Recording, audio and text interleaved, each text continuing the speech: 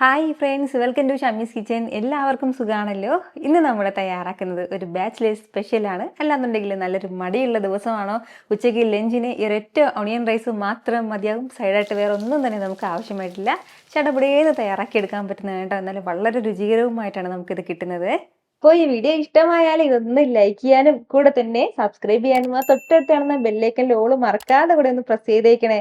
എന്നാൽ ശരി, ഇതെങ്ങനെയാണ് തയ്യാറാക്കുന്നത് വേഗം ഒന്ന് കണ്ടു നോക്കാം. നമ്മുടെ ഓണിയൻ റൈസ് തയ്യാറാക്കി എടുക്കാനായിട്ട് ഞാനിപ്പോൾ ചെറിയൊരു കടായി ഒന്ന് അടുപ്പത്തേക്ക് വെച്ചിട്ടുണ്ട്. അതൊന്ന് ചൂടായി വരുമ്പോഴത്തേക്കും ഇതിലേക്ക് നമുക്ക് ഒരു 2 ടേബിൾ സ്പൂൺ അളവിൽ വെളിച്ചെണ്ണ ചേർക്കാം. അല്ലാന്നുണ്ടെങ്കിൽ നെയ്യ് ഇഷ്ടമുള്ളവർക്ക് നെയ്യും ചേർക്കാവുന്നതാണ്. എണ്ണ ഒന്ന് ചൂടായി തുടങ്ങുമ്പോഴത്തേക്കും പിന്നെ ഇതിലേക്ക് വേണ്ടത് ഒരു 1/2 ടീസ്പൂൺ അളവിൽ ചെറിയ ജീരകമാണ്. കൂടെ തന്നെ ഒരു 2 ടേബിൾ സ്പൂൺ അളവിൽ നിലക്കടല എടുത്തിട്ടുണ്ട്. ഞാനിപ്പോൾ എടുത്തിട്ടുള്ളത് വറുക്കാത്ത നിലക്കടലയാണ്. വറുത്ത നിലക്കടലയാണെന്നുണ്ടെങ്കിലും ഇതുപോലെ തന്നെ ലൈറ്റായിട്ടൊന്ന് വറുത്തെടുക്കണം.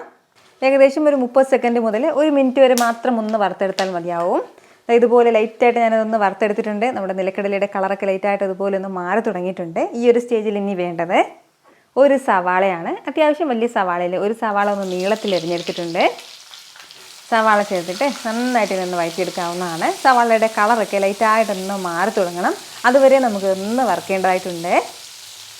ഒരുപാട് ചേരുവകളുടെ ഒന്നും ആവശ്യമില്ല കേട്ടോ നമുക്ക് ഈ ഓണിയൻ റൈസ് തയ്യാറാക്കി എടുക്കാനായിട്ട്. എന്നാലും വളരെ രുചികരമായിട്ടാണ് കേട്ടോ നമുക്കിത് കിട്ടുന്നത്. ഒരല്പസമയം ഒന്ന് വഴറ്റി കൊടുത്തപ്പോഴത്തേക്കും നമ്മുടെ സവാളയുടെ കളറൊക്കെ ഇതുപോലെ നല്ലൊരു ഗോൾഡൻ ബ്രൗൺ കളറിൽ വന്നിട്ടുണ്ട്. ഇത്രയും ആയിക്കഴിഞ്ഞാൽ ഇനി നമുക്കിതിലേക്ക് മസാലകൾ ചേർക്കാം.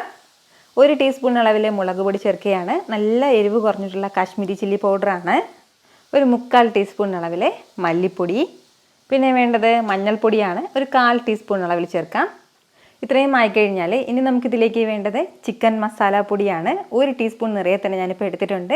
ഈ ചിക്കൻ മസാലയുടെ റെസിപ്പി ഞാൻ മുമ്പ് പോസ്റ്റ് ചെയ്തിട്ടുണ്ടായിരുന്നു കേട്ടോ, അത് ചേർക്കുകയാണ്.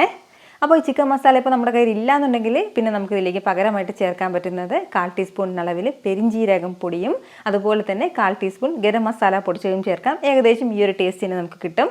നമ്മൾ ഈ ചിക്കൻ മസാലയിൽ നന്നായിട്ട് തന്നെ ഗരം മസാലയൊക്കെ ഉള്ളതുകൊണ്ടാണ് നമ്മൾ എക്സ്ട്രാ ഒന്നും ചേർക്കാത്തത്.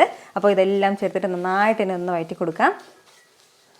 ഇതുപോലെ നല്ല രീതിക്ക് ഞാൻ ഇതൊന്ന് വഴറ്റി കൊടുത്തിട്ടുണ്ട്. മസാലയൊക്കെ നന്നായിട്ടൊന്ന് ചൂടായി കഴിഞ്ഞാൽ ഇതിലേക്ക് ഒരു അല്പം വെള്ളം ചേർക്കുകയാണ്. ഒരു 3-4 ടേബിൾ സ്പൂൺ അളവിൽ മാത്രം ചേർത്താൽ മതിയാവും. കൂടെ ഒരു 2 പിഞ്ച് അളവിൽ മാത്രം ഉപ്പും ചേർത്തിട്ട് നന്നായിട്ട് എല്ലാം ഒന്ന് വഴറ്റി കൊടുക്കുകയാണ്. ഇത്രയും ആയിക്കഴിഞ്ഞാൽ നമ്മുടെ മസാല ഇപ്പോൾ ഏകദേശം റെഡി ആയിട്ടുണ്ട്. ഇനി ഇതിലേക്ക് നമുക്ക് ചോറ് ചേർക്കാം. 2 കപ്പ് അളവിലാണ് ഞാനിപ്പോൾ വേവിച്ച ചോറ് എടുത്തിട്ടുള്ളത്. ഇതിപ്പോൾ പൊന്നിയരിയാണ് കേട്ടോ ഞാനിപ്പോൾ എടുത്തിട്ടുള്ളത്. അപ്പോൾ നമ്മുടെ ഈ ചോറും ചേർത്തിട്ട് നന്നായിട്ട് തന്നെ ഈ മസാല എല്ലാം കൂടി ഒന്ന് യോജിപ്പിച്ചെടുക്കാം. പതുക്കെ മാത്രം ഒന്ന് യോജിപ്പിച്ചെടുത്താൽ മതിയാവും. ചോറിൽ ഞാൻ ഉപ്പിട്ടാണ് വേവിച്ചിട്ടുള്ളത്. അതിൻ്റെ പേരിലാണ് ഒരല്പം മാത്രം ഉപ്പ് നമ്മുടെ മസാലയിൽ ചേർത്തിട്ടുള്ളത്.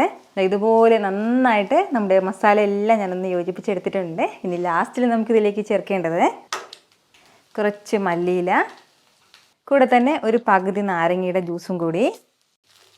ഇനി ഇതെല്ലാം കൂടി നന്നായിട്ട് ഇതൊന്ന് മിക്സ് ചെയ്തെടുത്തു കഴിഞ്ഞാൽ നമ്മുടെ സൂപ്പർ ടേസ്റ്റി ആയിട്ടുള്ള ഒരു ഓണിയൻ റൈസ് ഇവിടെ റെഡി ആയിട്ടുണ്ട് കേട്ടോ. നിങ്ങൾക്കിത് കാണുമ്പോൾ തന്നെ അറിയാമായിരിക്കുമല്ലോ ഇതിൻ്റെ കൂടെ പ്രത്യേകിച്ച് സൈഡായിട്ട് ഒന്നും തന്നെ നമുക്ക് ആവശ്യമായിട്ടില്ല എന്ന്. വേണമെന്ന് എന്തെങ്കിലും സൈഡൊക്കെ ആയിട്ട് എന്തെങ്കിലും വേണമെന്ന് നിർബന്ധമുള്ളവർക്ക് നല്ലൊരു തൈര് ചട്നി കൂടെ എടുക്കാവുന്നതാണ്. അല്ലാന്നുണ്ടെങ്കിൽ അച്ചാർ എടുക്കാവുന്നതാണ്.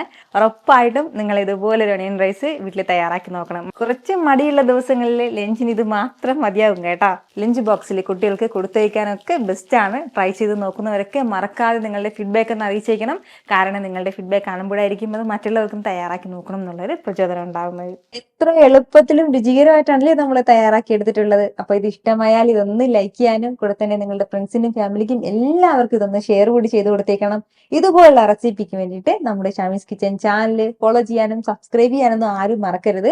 വീണ്ടും നല്ലൊരു ഷാർ വീഡിയോ ആയിട്ട് നാളെ കാണാം. അതുവരേക്കും എല്ലാവരും ഹാപ്പി ആയിട്ടിരിക്കുക, സന്തോഷമായിട്ടിരിക്കുക, എല്ലാവരും സേഫ് ആയിട്ടിരിക്കണം. Take care friends. ടാറ്റാ.